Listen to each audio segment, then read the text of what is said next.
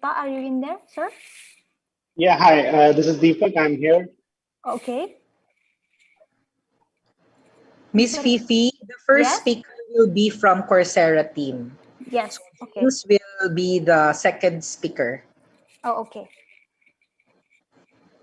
But before we start, let me check if Miss Fifi, if the Zoom operator has given access to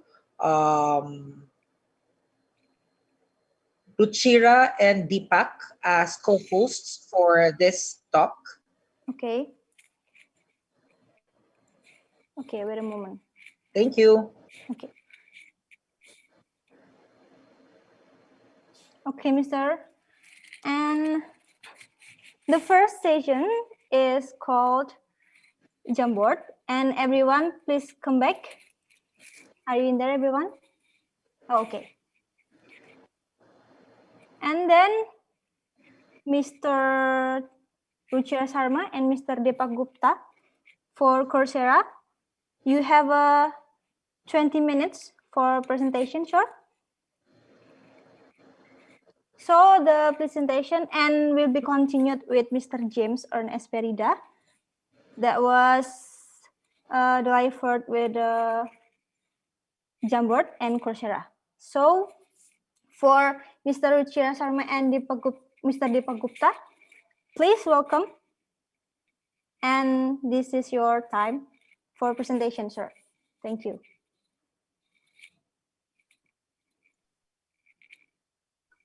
Hi, everyone.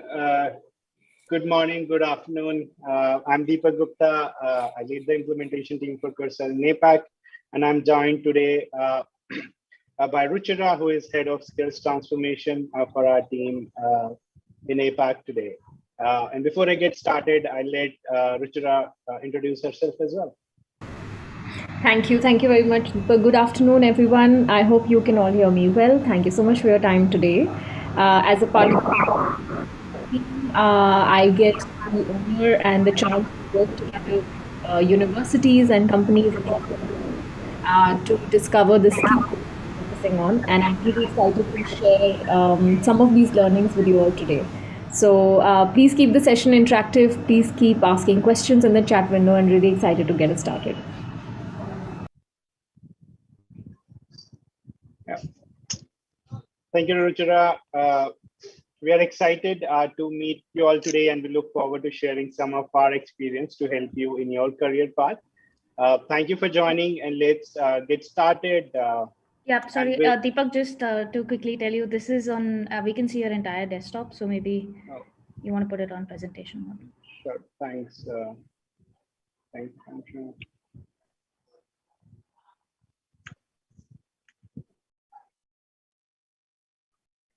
Right.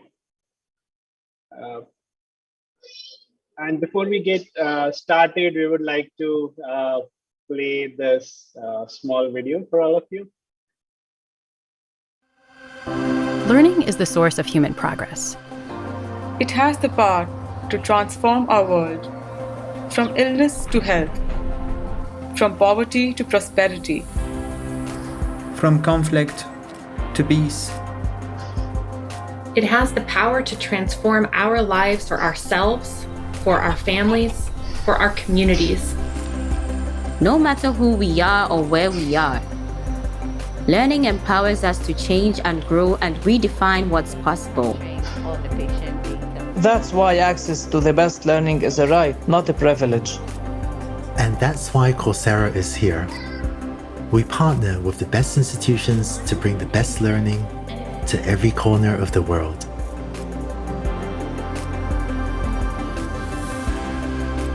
So that anyone, anywhere, has the power to transform their life through learning.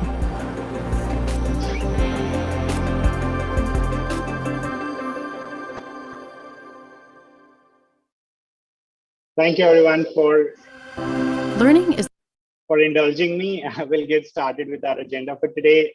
We have already gone through the introduction and context. First of all, we'll talk a little bit about Coursera overview, why learning beyond the classroom is critical to maximizing the value of your degree, how your first job out of school sets you on the trajectory that influences your career for many years forward, how to determine what skills you need to build and identify the gaps in your skill sets. And then we'll also talk about how to use Coursera along with your study in your university and institutions to optimize your performance in university and eventually your employability. And we have a quick poll for all of you. If you could answer the poll in the chat, that'd be great. How long you have been using Coursera as a platform? And your options are, I'm brand new to Coursera, 1 to 3 months, 4 to 6 months, 7 to 12 months, and 1 year and more. So if you could quickly use the chat option to put in your answers from 1 to 5, that'd be great. We would love to see the audience we have today. And I'll keep the slide on for next 15 or so seconds.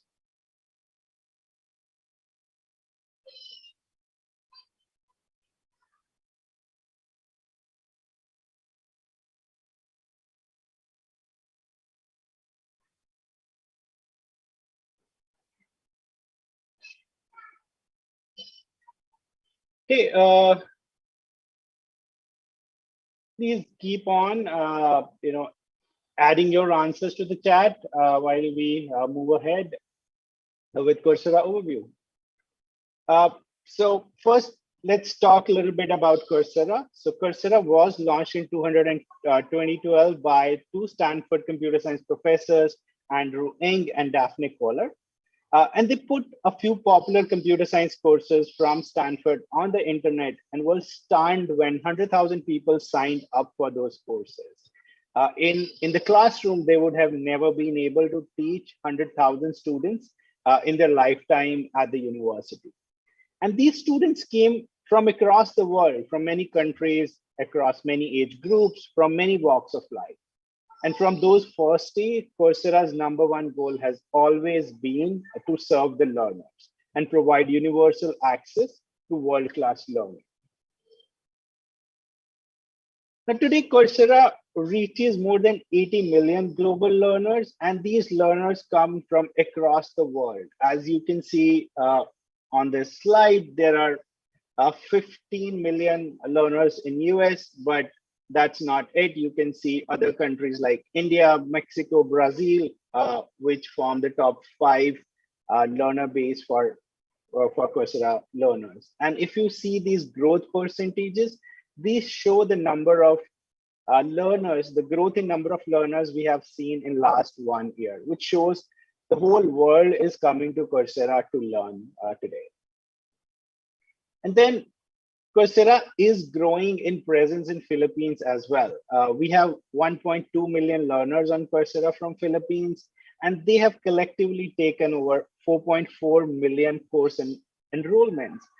And close to 500,000 students are learning on Coursera. Out of the 1.2 million learners from Philippines, close to 480,000 are students. And about 180,000 are teachers and professors and instructors who are upskilling regularly on Coursera. And you can also see the 5 top domains for Coursera in Philippines, which are technology, business, data science, health, and people and career development.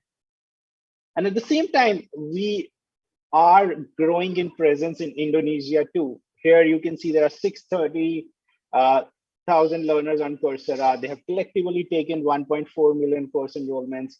We have 250,000 students from Indonesia learning on Coursera, and there are 60,000 teachers and professors from Indonesia who are learning regularly on Coursera. And if you look at the top domains from Indonesia, it's people and career development, language learning, technology, business, and data science. So these 5 continue to be our top 5 domain areas that students learn on Coursera. Now, what is Coursera for Campus? We talked a little bit about Coursera. We talked a little bit about Coursera's history, but what Coursera for Campus is. So we would like to start today with a brief overview of Coursera for Campus.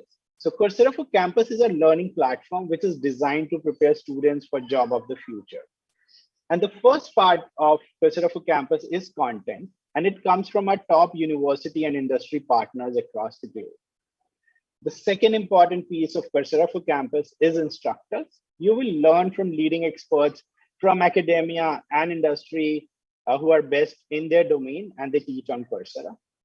The third is hands-on learning. Along with the content, providing access to hands-on learning will be important.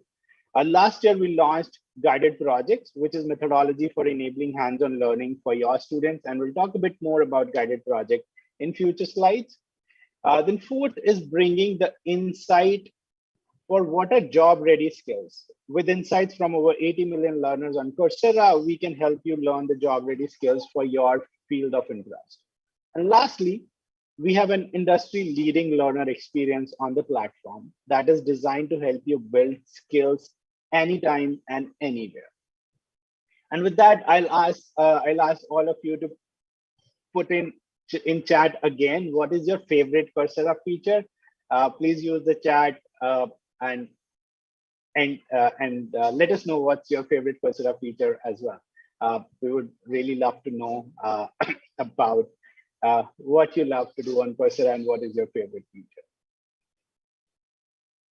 Now we'll do a little deep dive on the 5 areas we just talked about. The first, as I said, is content.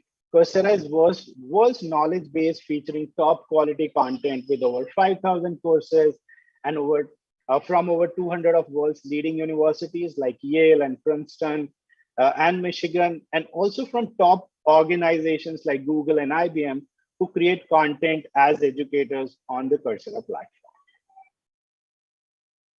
And our instructor include the world's leading experts like Martin Odisky, the creator of the Scala programming language, and Dr. Andrew Ng, AI pioneer and former chief scientist of Google. And on the slide pictured are Robert Shiller, economics Nobel laureate and famed finance professor at Yale University, Dr. Jana Borg, whose neuroscience research has decreased violence and improved social functioning in psychiatric and community populations. Yale's Dr. Loris Santos, whose Science of Wellbeing course on Coursera shot up from 600,000 enrollments to more than 3 million enrollments in the wake of COVID-19. And Dr. Ban Ki-moon, who needs no introduction as former Secretary General of the UN. So when you come on Coursera, not just you get the content from the best universities and industry partners, you also get to learn from the best of the best in the industry. And our content is broken up into several domains. They are represented and relevant for students or at universities. And on this slide, you can see the top domains on Coursera on which our content is divided into. We are able to deliver the level of expert instructions across all of these domains, and not just technology or data science, but also business and liberal arts and nearly any key subject you're looking to build your skills in. You can even learn how to play a guitar or how to produce music or how to be a better photographer on different courses on Coursera. So not just technology and business, we also have content for any key subject that you might be interested in. Now, Coursera platform offers something that we like to call a stackable content. What does this mean? So content in different forms and formats of learning to help you meet your goals. We have projects, courses, specializations, professional certificates, etc. And we now offer content in short form to long form, that is projects that can be finished in under 2 hours, while professional certificates that can take up to 9 months to complete. And individually, these things appeal to different people and different learning needs, whatever they are in their journey. And it's the stackable learning strategy where you can learn more as to go on. So you could start with taking a course or a project, which are a project could be a 2-hour content, while a course could take up to 15 to 20 hours of your time, and then go on to build your skills by taking specialization and professional certificates and if you would like online degrees on the Coursera platform as well.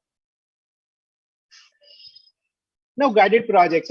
As I mentioned earlier, guided projects on Coursera are hands-on learning modules that are interactive projects, and they enable learners to gain job-relevant skills in under 2 hours.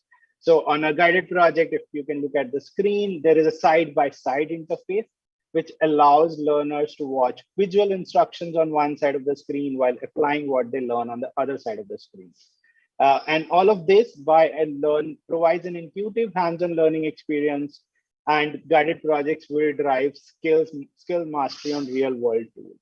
So how it works is on the right side of the screen, you would see instructor teaching you to do a specific thing on the tool they are teaching. For example, on the screenshot, you could see the instructor teaching a student how to use Tableau. And as a student, you can just follow along the instructor and learn what the instructor is teaching you side by side. And all of the software that you need to learn on Coursera, all the data files you need are already provided to you as part of the cloud desktop. So you don't need to install anything, you don't need to copy anything, you can just launch the project and get started. And now, I'll talk a little bit about entry-level professional certificates, what these are, and how you can use them for your maximum benefit. Now, what is an entry-level professional certificate? So a professional certificate is a job-aligned training program that teaches all the skills needed for an entry-level role in an in-demand career field. And it doesn't require for you to have a skill in that field or an education or an experience in that particular field. For example, Google's IT support professional certificate is one of the most popular on Coursera. And people who complete that professional certificate have all the skill sets that they need to start as an IT professional in the industry. And there are different other professional certificates as well. We have listed the top one here on this slide. You could see these are from our top industry players like Google, IBM, Facebook, Salesforce, and Intuit.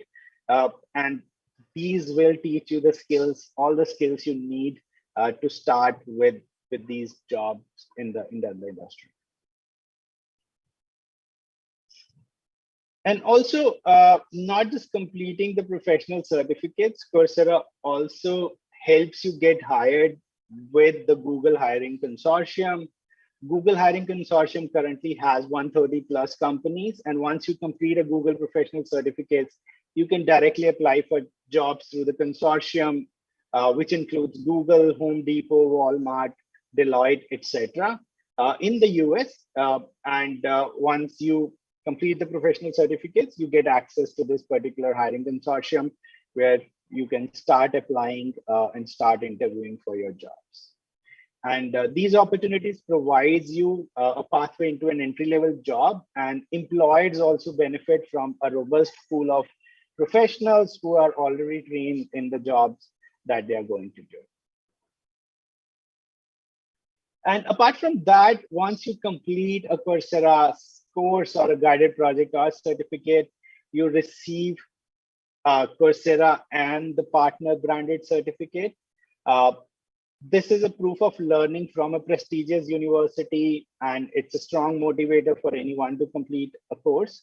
And we have seen Coursera certificates being the most popular on LinkedIn. If you search LinkedIn for Coursera certificates, you will see people are very proud and people are very enthusiastic about sharing their Coursera certificates, because it signals that a student or a learner has gained these credentials from a top universities or a top industry partner. And in our recent learner outcome survey, we have seen that 87% people who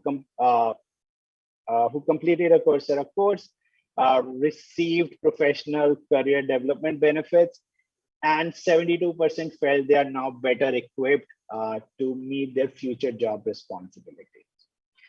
So that's all about that I had about Coursera's overview and how what all content Coursera offers as part of Coursera for Campus platform. And with that, I'll hand it over to my colleague Ruchira, who will talk a little bit more about getting career ready with in-demand skills. Thank you, everyone, and over to you, Ruchira. Thank you so much for that, Deepak. And I hope we're all really paying attention here. We would love for this group to get a little bit more interactive. So please do ask us questions. Type in, your comments, things you agree with, things you don't agree with. We would love to hear from you. But now let's go into a topic that I think is of great importance to all of us here, which is that as students, how do you prepare yourself for the world of jobs, and especially a world that is changing? I'm sure you all know that employers are beginning to shift how they think about their recruitment programs. Things are changing after the COVID phenomenon. And of course, that has a direct impact on all of you who are attending the session today, be as students or as faculty members. Now, we all know that even before the COVID pandemic hit, there was a lot of disruption that technology was already bringing in, because the pace of automation was going on at its steady pace, and we all knew that the nature of jobs is going to change. But obviously, we had this unprecedented event in the form of COVID-19, which kind of acted as a catalyst, and it just sped up the entire process. And so even enterprises that were previously dragging their feet now had no option but to digitize a large part of their work processes. And it is these two events in tandem that we are calling the double disruption. And so the students who are going to be graduating into this marketplace after COVID, you will be facing these sort of shifts in the market, this double disruption, and you will have to adapt to survive, and not just survive, but thrive in these conditions. Now, there has been a lot of disruption because of COVID-19 in terms of jobs. Some jobs are declining in nature in terms of hiring trends. But we would like for you all to look at this not as a loss, but as an opportunity. Because there is an opportunity, certainly, that every challenge brings along with it. And what's happening is that as the organizations have been scrambling to meet this unprecedented challenge that COVID presented, there have been a lot of new jobs that are being created. So if you refer to this slide where we portray the research that was recently conducted by Microsoft, it was found that actually in the next 5 years or so, close to 150 million digital jobs are going to be created around the world. So while there is going to be a massive reduction in the number of jobs that were legacy or traditional, but it's more the nature of jobs that's changing. It's not so much a depression in the number of jobs, it's a shift in the kinds of jobs. And therein, we believe, lies your opportunity. So these are, and what kind of jobs are these? These are, emerging skill areas like data analysis and machine learning and digital marketing, things that we are sure you're already aware of. Now, what is important, however, to note is that while there is an opportunity, but there is also preparation needed. You need to prepare to be able to take full benefit of this opportunity that emerges. And this is because while today's graduates might feel prepared, they might feel that they are ready to take on the labor market, but unfortunately their employers do not agree. They do not feel that graduates from colleges today are work ready, that they have the sufficient human skills or the technical skills.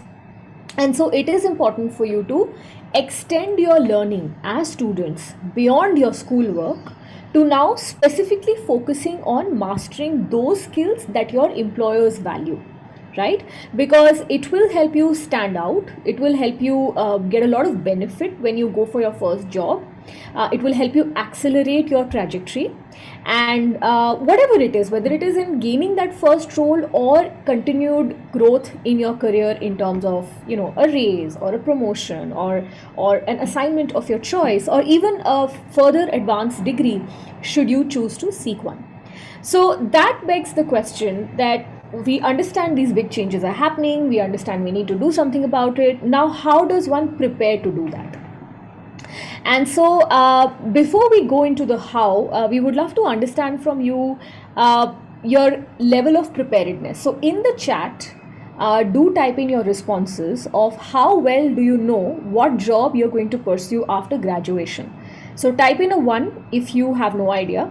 Type in 2 if you have a general idea of what industry and what field. Type in 3 if you have exact understanding of the job titles that you want to target, and 4 if you know everything about it. And please do type in your responses, because if you don't, we will be forced to pick on a few of you.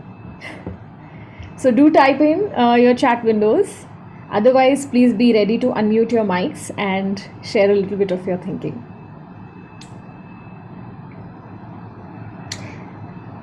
So let me pick on a few names. I want to make sure that you are all listening, because there are no responses flowing in yet. May I call on Delta Rosiana? Are you here on the call? I do see your name on the chat window. On the participant list. Delta, I'm sorry if I'm pronouncing your name wrong, but could you please unmute yourself?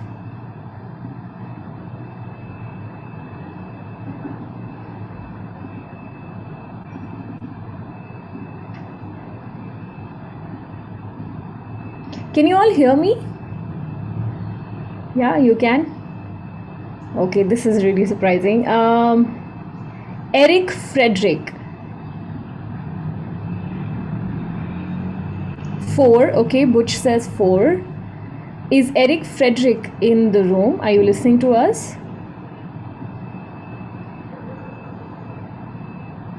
No, I don't think he is. Okay, Shane Tesoro. Shane. Wow, this is a very quiet group. Okay, no problems. We will move forward, but please do keep this window interactive. And yes, Butch, please do expand on that. I see a response coming in from Echo as well.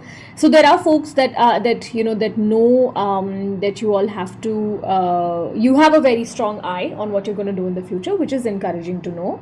But for those of you that don't, you should think about how to skillify your academic experience, which means that while you are doing your schoolwork, you should also keep an eye on the skills that your industry or your particular field is focusing on now.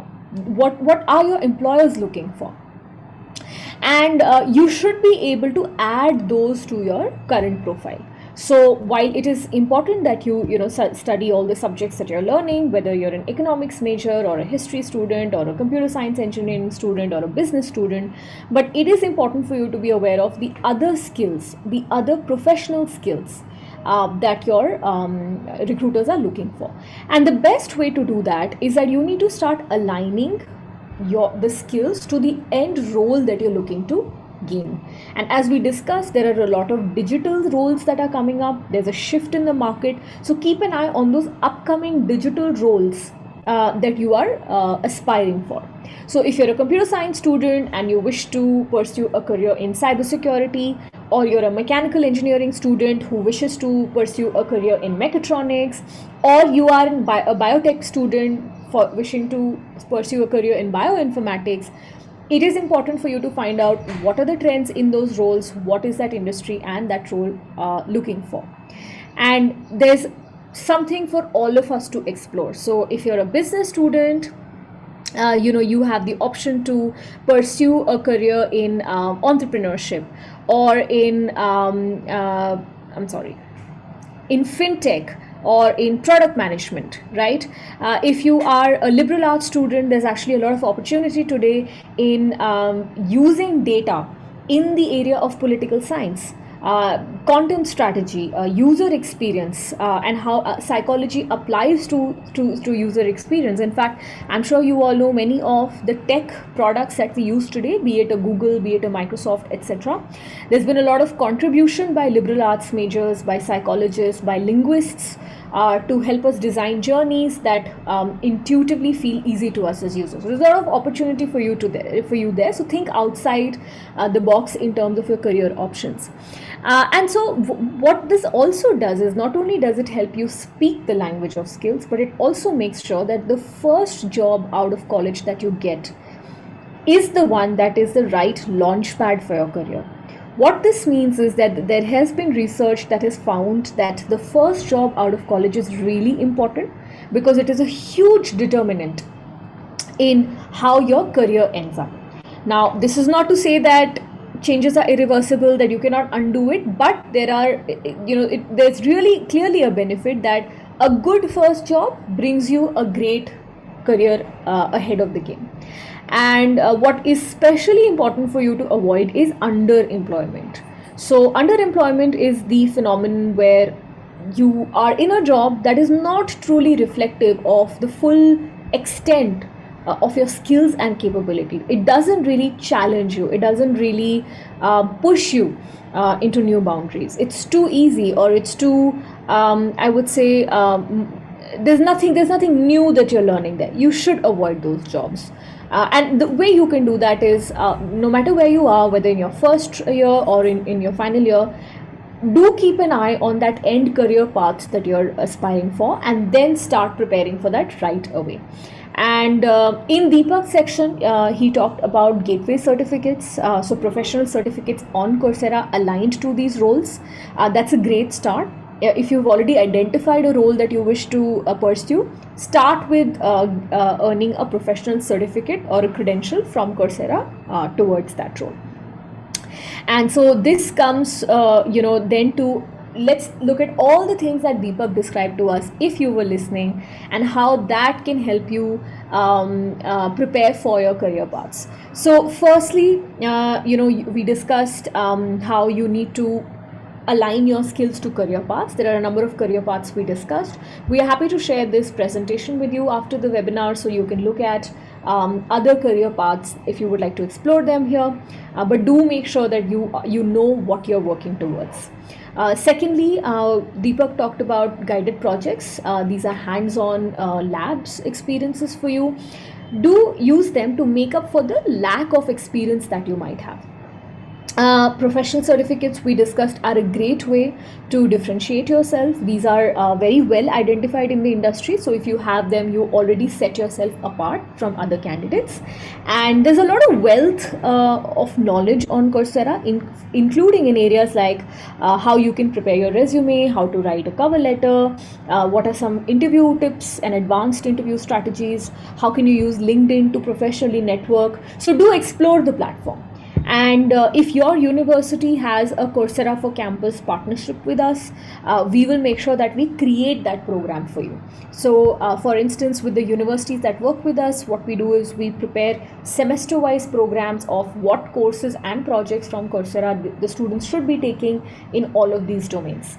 And in fact, interestingly, we also offer career path oriented tracks. So our team will prepare, let's say, a career path for someone who is wishing to become a machine learning engineer, so that you don't have to do the tough job of searching for courses. We already create that for you. So do have a conversation regarding that. And the one last thing I do want to leave you with is, if you've not heard anything that's been said in this webinar, do take this away, which is that there is a book called The Defining Decade by Dr. Meg Jay. She is actually a psychologist, and she argues that your 20s, I know most of you are in that age today, are the most important phase of your lives, because it actually decides how the rest of your life pans out. And so you need to start taking decisions right now. Whatever important decisions might be for your life, be it professional, be it personal, take those decisions now. She talks about what you can do to do that with very little knowledge and experience that you might have today. She talks about how to deal with roadblocks in your career progress. Very interestingly, she talks about identity capital as a currency. So what that means is that your identity, what kind of jobs you've done, what kind of academic achievements you have, this is all your personal currency that you use to navigate in the marketplace. As students, your identity capital is limited. Very few people know you. You haven't worked with professional in professional settings before, so skills come in handy. So if you have skills and you have proof that you have a skill, that helps you develop that personal currency. And which is where one last message that we would like to leave you with is skills pay the bills. So do become really focused on how you're thinking about skilling yourself. And one last poll to check that people were not sleeping: what actions are you planning to take after this webinar to enhance your skills? Type 1 if you've decided that you are going to take the career path approach. You're going to narrow down what it is that you're working towards. Type 2 if you have done that and you will be exploring the skills, additional skills around it. Type 3 if you're interested in taking up guided projects for hands-on practice. And type 4 if you're really excited about the professional certificates that we discussed and you are going to enroll in them. And let's see, I think we have okay, I'm sorry. I understand that some of you might not be very comfortable with English, but I hope that once we share the presentation with you, you'll be able to read it. So yeah, I think with this, we have responses flowing in. I'm really excited that we've spurred people to action. Thank you so much for it. Thank you so much for your time. And needless to say, we are all here. So if you have any questions, please do keep them coming on the chat window. Thank you, everyone. Happy learning. Bye.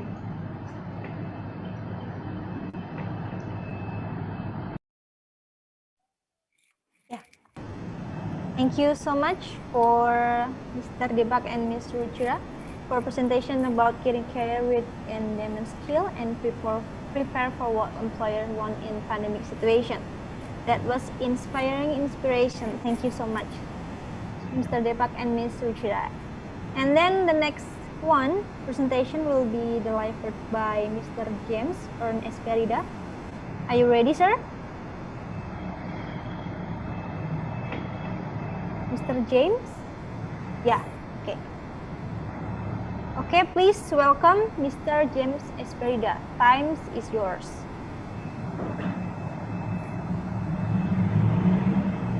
Hello, am I clear?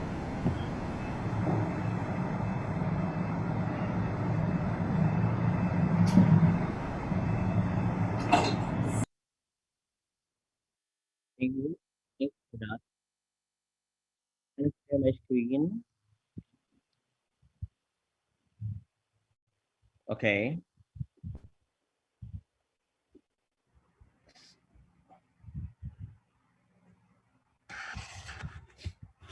Okay. Okay. So, good day, everyone. Salamat Sayang, Indonesia. I'm James Esperida from the University of Nueva Cáceres, and I will be sharing about the integration of digital technologies in the pedagogical practices. So here's the scheme of things. First, I will provide a brief information about the digital technologies, especially the educational technologies. Then I will discuss also the categories of EdTech based on Gao et al.'s research.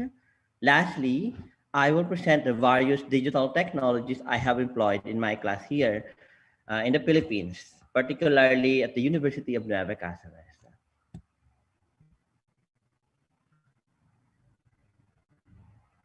When we talk about digital technologies, those applications and tools that we integrated in the educational setting, we are generally referring to educational technologies.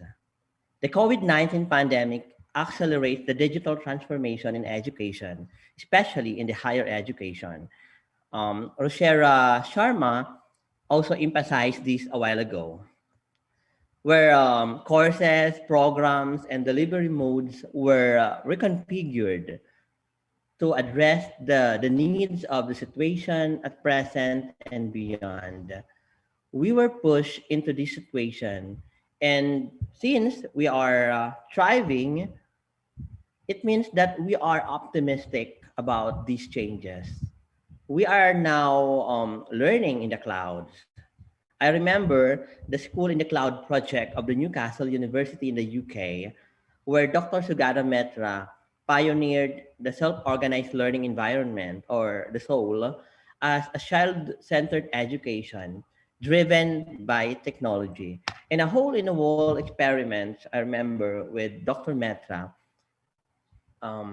he has proven that children taught themselves by just merely installing a computer in a hole in the wall at the center of the slum in Delhi. Children were able to manipulate computers and taught themselves about the topics they have searched. I can even prove it. Imagine nowadays if you give children gadgets or devices and leave them, you will be amazed how they can confidently manipulate those technologies just about, after a couple of hours. Therefore, technologies enable self-organized learning. Educational technologies can be um, can be used for instructional delivery, for learning support, communication, and assessment.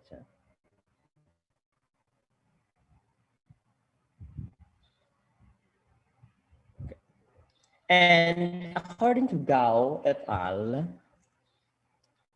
there are different categories of educational technologies, but I will Gao et al., which are the pedagogical technologies and operational technologies, where pedagogical technologies can be utilized in the teaching and learning process. For example, PowerPoint presentation is being used to deliver learning, and internet is being used by students in conducting research. On the other hand, operational technologies are not actually directly connected or directly intended for teaching and learning, but they are integrated to support the curriculum delivery. For instance, email. So email is used for communication. The teacher or the student may, use email to communicate for student feedback or other forms. And also Grammarly is used to improve the student written reports. So they are basically operational. Technologies do not need to be pedagogical or operational in its sense. They can be interchanged between the two categories, or they can be bought. LMS like Neo LMS, Canvas, and Blackboard can be used for curriculum delivery and at the same time for providing feedback. Video conferencing or video and audio conferencing tool like Zoom is being used in virtual learning discussion and also for communications.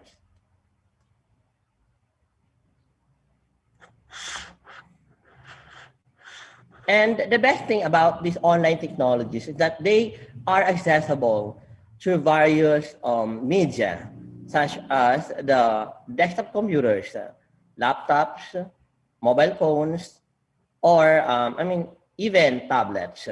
As long as you're connected, or you're connected in the cloud, or you're in the cloud, or you're connected in the internet. Another benefit is we can access some of them offline. So let's have here the different technologies for great learning. So I would request everyone to guess the name of the digital technology based on the logo that I will be posting on the slide. You may drop a message on the chat box. Okay, so let's have the first Digitech. Anyone?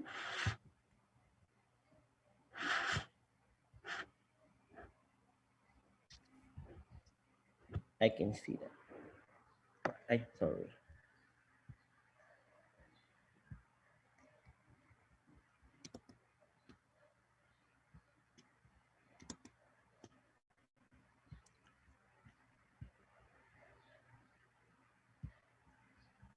Anyone?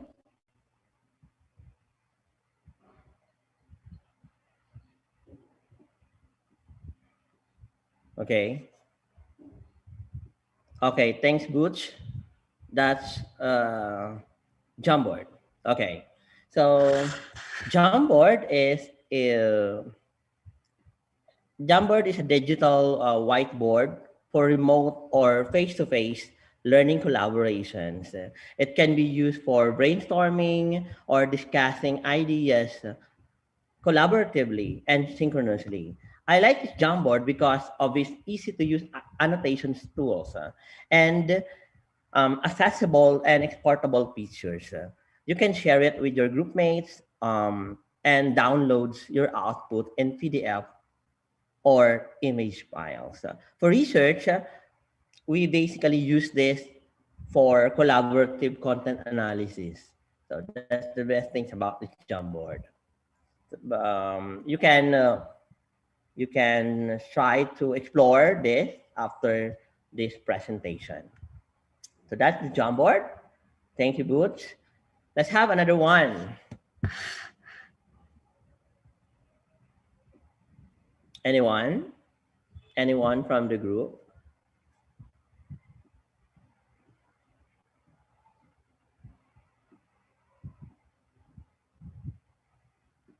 You can drop a message on the chat box if you know this particular digital technology or digital application.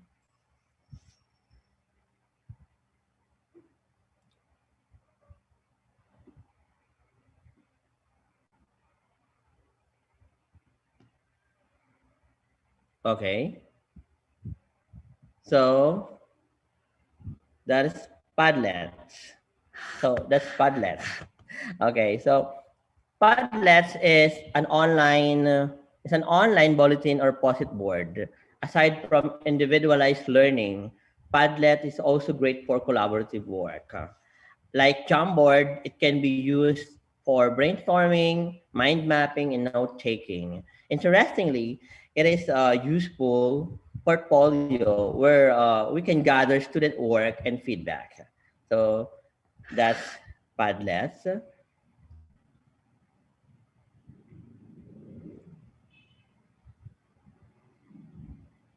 Yes, Echo, that's Padlet for presentations.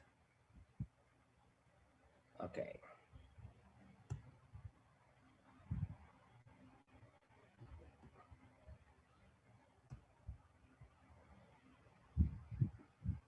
One more. Can guess this digital technology, Sir James, this before we move particular to the logo next, represent. Yeah. Yes. Sir James, Sir Echo of Universitas Amadalan is asking whether Padlet is used for presentation. He wrote something on the Yes. chat box. Thank you. Okay.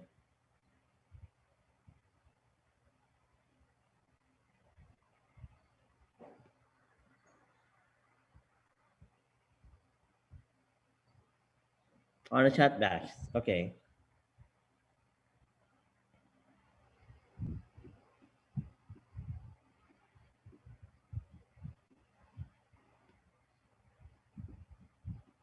Okay. Anyone can guess the name of this particular digital application? You can drop a message on the chat box.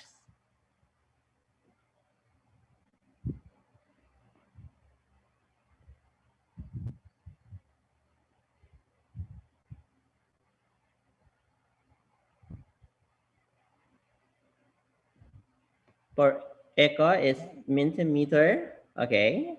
Let's have from others. Anyone?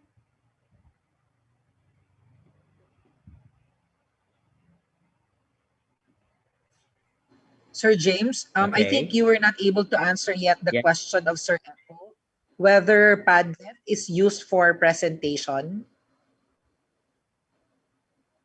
Oh, I'm sorry. I thought it's just the answer sorry for that. I thought it's the answer for the guessing game. Okay, so Padlet used for is used for organizing your tasks and also for brainstorming particularly. And Padlet can be used for note taking, mind mapping, and also for showing the outputs to students. Sorry for that. I thought it's a statement. Okay, so Thank you, sir. you're welcome. Anyone who can guess this particular digital application? Okay, so I guess we have to proceed. So this is the cello. Okay, so cello is a digital organizer for individual and group works. I can say that it's an enhanced Padlet. So you can use this for your to-do list or even as an avenue to share information and resources or media. I have here a sample Trello board of my students from from the University of Nueva Cáceres, where I let my students to create and update their Trello as my way of checking whether they are on track with the program's learning plan. So here's a sample of the Trello board. So you can attach pictures, photos, videos, and even links. So it can be used as collaborative works also because you can share it with your team. If you can see here, there are 20 people working on this particular Trello board. So that's Trello. And another one, what I like most about Trello is that you can move the post from one list to another. For example, you have a task list, and then you can move the task to the on progress list, or even move it or transfer it to completed list. So that's what I love with Trello board. So it's like an organizer, but you can do more about it. You can do more using the Trello board. Okay.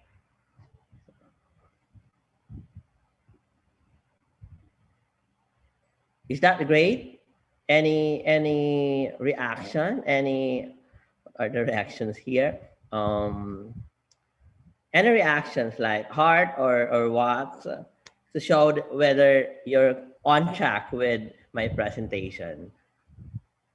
Sir James, if I may ask, by the way, I'm Butch. Yes. I am one of the faculty Butch? members in the College Yes. of Education and concurrently serving as executive director for planning and quality management.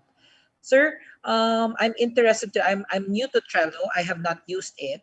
Will you give please a specific example of a particular activity on how we can apply this online platform in our classes? So will you please give a specific task or perhaps a specific activity, just perhaps one a week activity, a week-long activity that can be perhaps showcased or exhibited using Trello.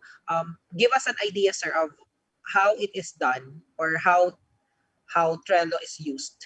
If you may, please. Thank you. Okay. Okay, thank you for that, Butch. In my case, in my class particularly, I am using the Trello board or the Trello application as a whole year application resources, or somewhat like a resources bank, wherein they can put everything on what they have been doing from the week 1 up to week 10, for example. And then they can put their information, announcement, and even resources that they can share with their group mates. And with that, I'll just be going to check the Trello board of each group, and I can be able to see or to check whether they are on track in every week's activity. So in my case, it's just a part of organizing their learning. It's not, I haven't used Trello in a particular lesson lesson or a particular activity, but I use the Trello throughout the school year as an organizer for me to see the whole picture of how those groups, for example, a certain group working working every week and how they are progressing, somewhat like that. And in this case, it can also be a great avenue for them to show their outputs because every member of the team can attach their resources, can attach their output. So in that case, just like a banks, where I'll just be checking every week to know whether they are on track or do I have to do something for them to be upbeat with the learning process. Is that all right, Boots? Thank you so much, James. Answer your question? The way I understand it, yes, I think that was clear. I think Trello is a creative way of mapping the things that will be done, perhaps the entire semester or the entire school year. It's a creative way of showcasing the milestone activities that need to be accomplished or to be highlighted to remind perhaps members of the class or the team on what are the expectations week on week. So yes, I think it's interesting because we can put photos, reminders, pictures, etc. on a week by week presentation. So sir, my next question is for Trello, still on Trello. In just one page, you will see everything or there are multiple pages?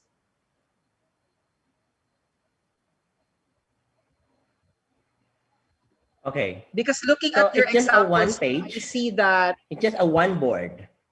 Okay.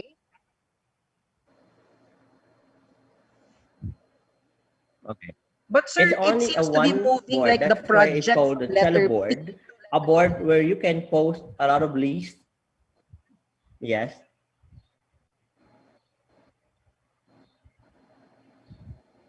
Okay. Copy, sir. Yes. So we are Yes. limited, sir, in just one board and we put everything there. Okay. Thank you so much. Thank you. Yes. It's now It's clear. a We can one explore board where you Trello can already. Thank you. everything. Okay.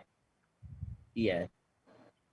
Where you can post, you can create lists, you can move your post in every list, or you can be creative on how you will organize your resources or your post in that board. And you can limit or you can assign each member to that particular post. For example, in this week one, you're going to assign this to your member 1, 2, 3.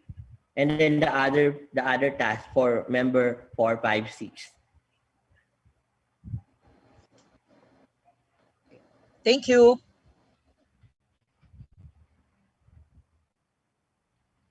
Thank you, Boots, for that very interesting query. Okay. So I guess we have to move to the next. Okay. We have to move to the next slide. Okay. Okay. Anyone who can guess the digital application for this particular logo?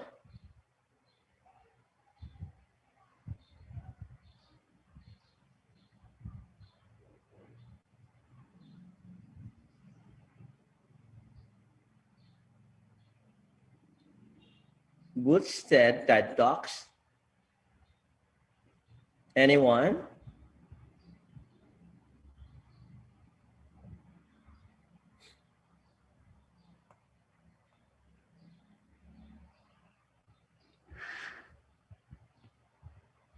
TED Education?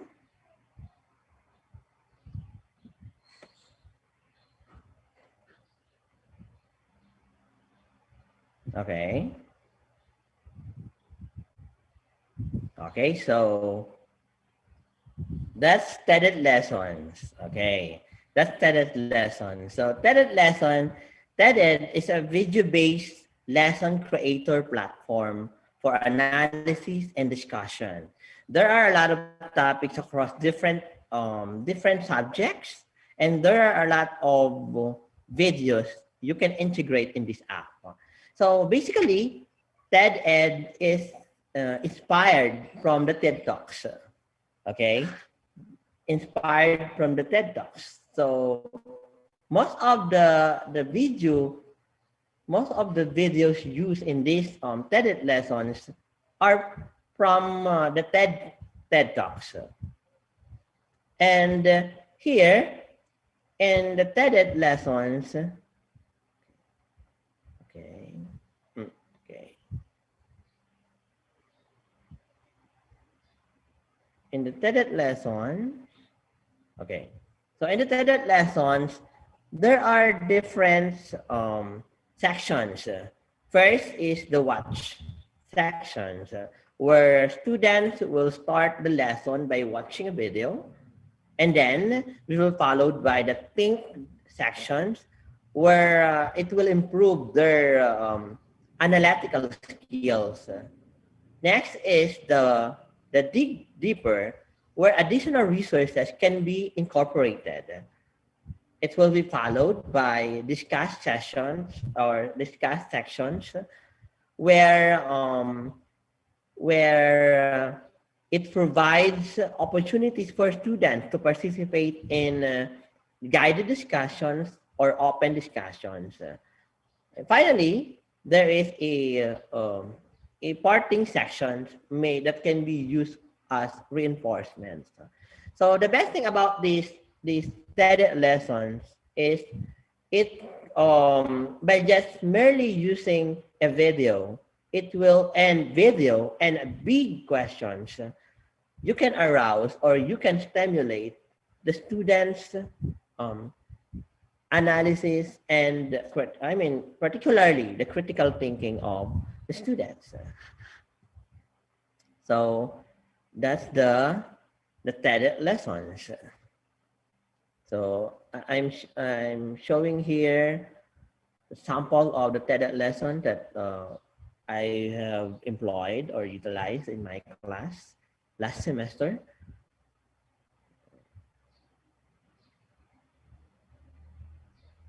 Okay. Do you have any question about the TED lesson?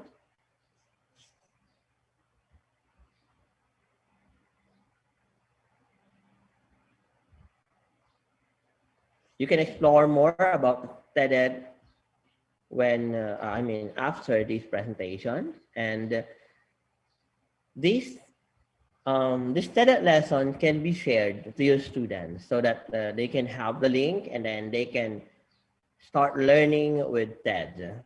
Now that you might be having question on your mind na only TED Talk videos can be used for this particular TED. No, you can use any YouTube videos as long as you can or you see its relevance to your topic, or you see the relevance of that particular video in your subject matter for analysis and discussion. So,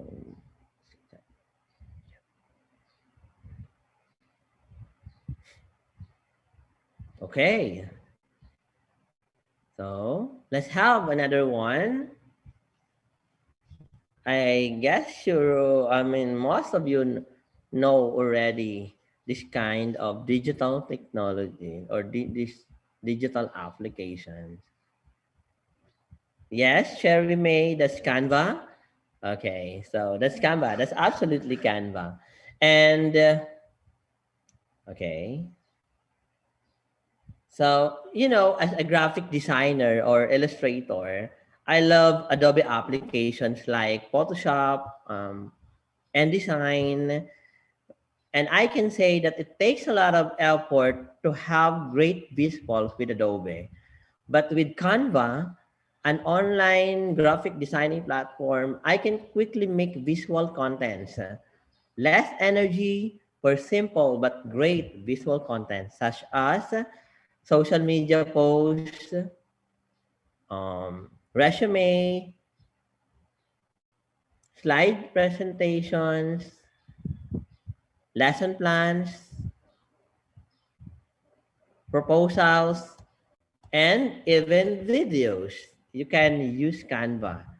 So I really love Canva.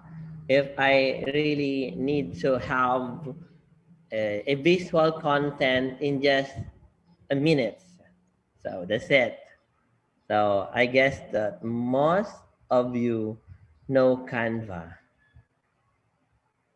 Okay, so according to Belen, it's very helpful for the students. Yes, because you can have a lot of graphics, free graphics. Although for Canva Pro or premium account, you can have more graphics or icons that can be integrated in your presentations.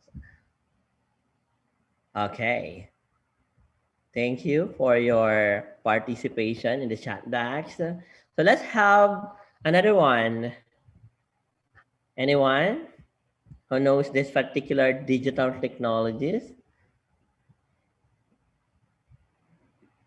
or digital application?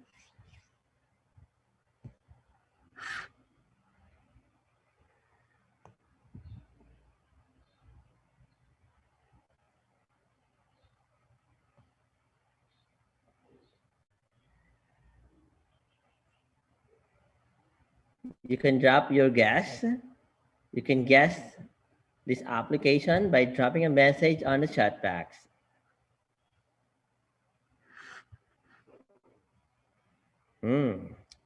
I guess you're not yet so familiar about this one. Oh, that's new for Echo. That's fine. Okay. Okay, so this is the Pressive Video. Okay.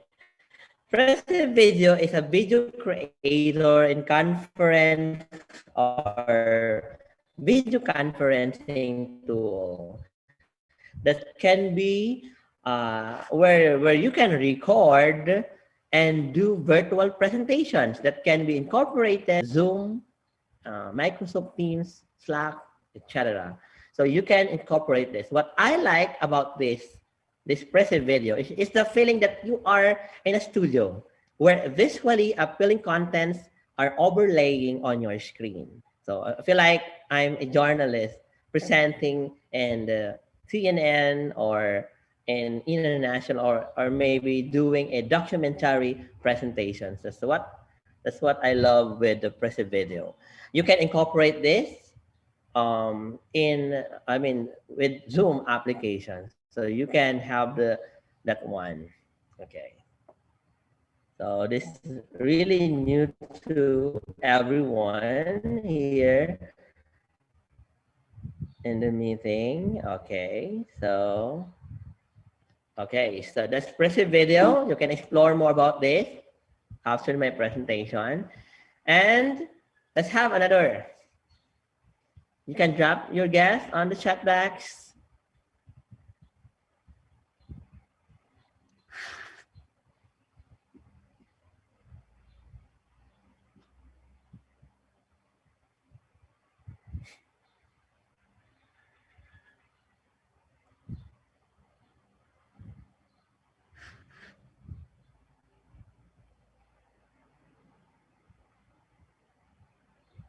Okay.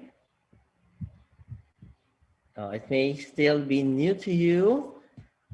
So this is Go Conquer. Okay, this Go Conquer, it is a learning management system with resources across various subjects with integration of other platforms I have presented, because you can create slides, presentations, flashcards, mind maps, notes, quizzes, and flowcharts. So there are a lot of features for this Go Conquer. And here, just like the LMS, the learning management system, but you can have more of it. So that's the Go Conquer. So you can have this in your class. Okay. So let's have the last one. Okay. Anyone who knows this digital application, you can drop your guess on the chat box.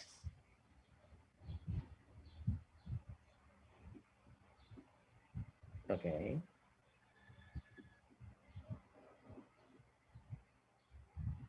Is this still new to everyone? Okay.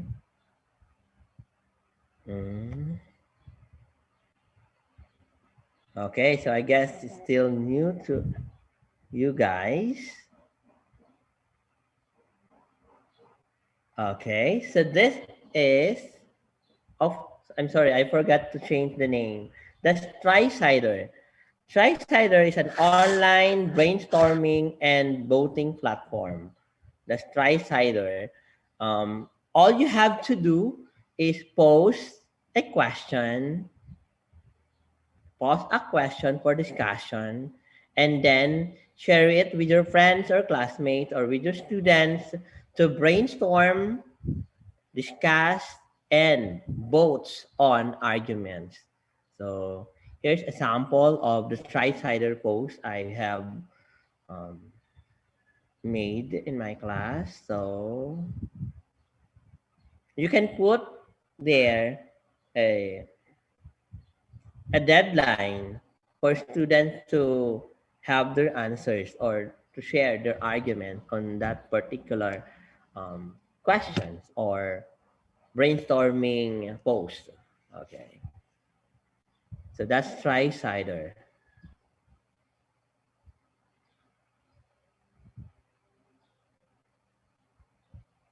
Okay. Sorry. Okay. So I have presented eight digital technologies, and if you have any more questions, you can unmute your microphone and ask me about it.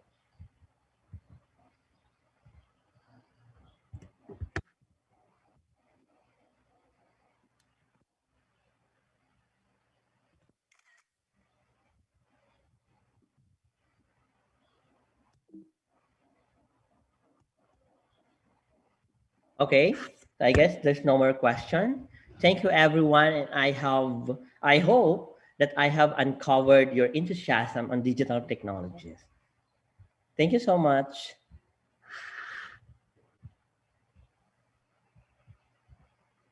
James. Thank you so much, Mr. James. Yeah, okay. Thank you for presentation about the digital technology, especially about educational technology in pandemic situations. So you can try and explore many applications that Mr. James shared. That was incredible presentation, Mr. Thank you so much. And then before we start the next session, I want to tell you guys, please check your chat room in the Zoom meeting. And the participants, don't forget to fill the attendance list at the link that we provided. So you can fill your name and etc. and this link. There is a attendance list for us. Okay. The link has been provided in this chat room, so you can fill it. Thank you so much. Okay, the next session is coming. This session is called Teaching Festival. And there's 2 rooms for you guys. So please, participants from UNC, go to room 1 with the lecturer Mr. Yudiakto Pramudia as the expert of astronomy in a new normal. And please, participants from UAD, go to room 2 with Mr. Ronald Joseph and Miss Maria Crystal. We provided 2 room options on your own screen, and so you can choose one room for yourself based on my information that I have provided before. So for Mr. Yudiakto and Mr. Ronald Joseph, Miss Maria, are you in there?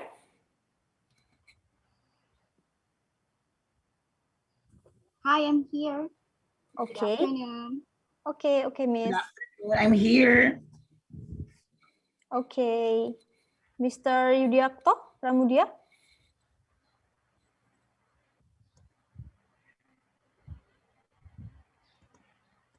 Excuse me, sir. Are you in there?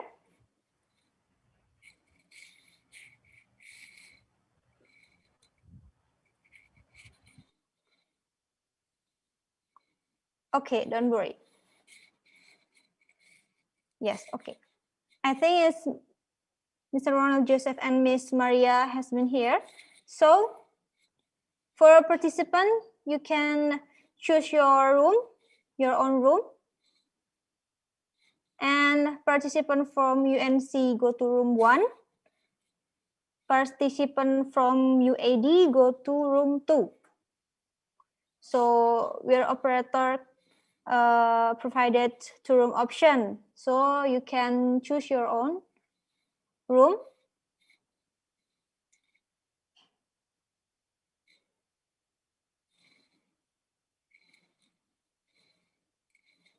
Have you been done, guys? Everybody?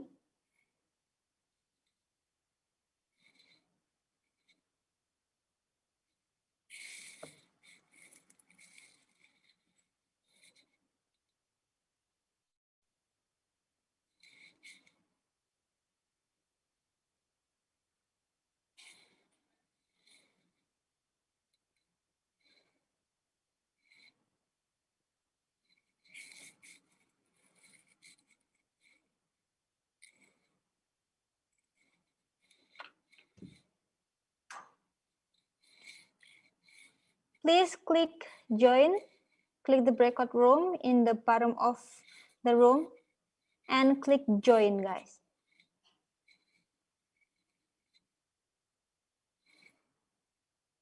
One more, for participant from UNC, go to room 1 with Mr. Yudiakto Pramudia.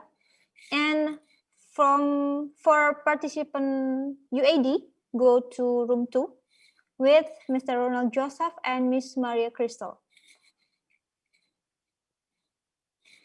I think it will be fun, guys. So please now click the bottom room and you can transfer into your room that you choose.